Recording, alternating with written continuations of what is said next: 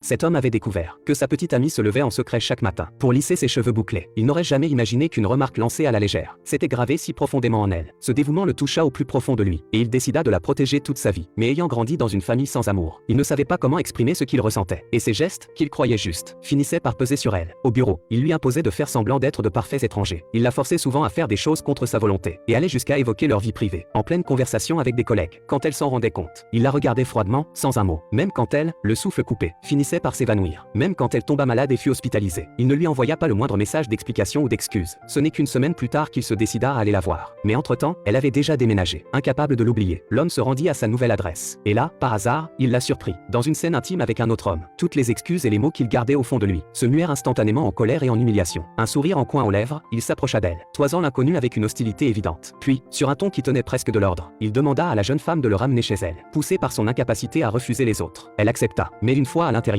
il reprit le contrôle, comme toujours, raillant avec sarcasme la simplicité de la chambre. Elle ne comprenait pas pourquoi il se comportait ainsi, et pour la première fois ses mots lui firent vraiment mal. Pourtant quand il lui proposa de boire quelque chose, elle sourit machinalement, par réflexe, pour lui faire plaisir. L'homme voulait s'excuser pour tout ce qui s'était passé, mais quand il ouvrit la bouche, ses mots se transformèrent une fois de plus en reproches. Il prétendait soutenir ses choix, tout en essayant de la convaincre, en utilisant la même méthode qui avait toujours fonctionné. Mais cette fois, ce fut différent. En voyant tourner le tournesol, la jeune femme trouva enfin le courage de dire non. L'homme afficha à nouveau ce sourire déformé, incapable d'accepter qu'elle ne l'aimait plus, et s'en alla. Mais le regard de la jeune femme s'était durci. Elle courut après lui, et lui dit qu'elle allait commencer une nouvelle vie, et qu'il ne devait plus jamais chercher à la retrouver. En rentrant chez elle, la voisine plus âgée lui sécha les cheveux mouillés avec tendresse. Une petite fille aussi la consola doucement. De son côté, l'homme errait sans but jusqu'à la boutique d'un ami, et là, il fondit en larmes, avouant à quel point il l'aimait. Mais cet amour tordu avait fini par la perdre définitivement. Au même moment, quelqu'un frappa à la porte de la jeune femme, et quand elle ouvrit, elle reçut une longue étreinte chaleureuse. C'était la première fois depuis longtemps qu'elle sentait la chaleur du monde.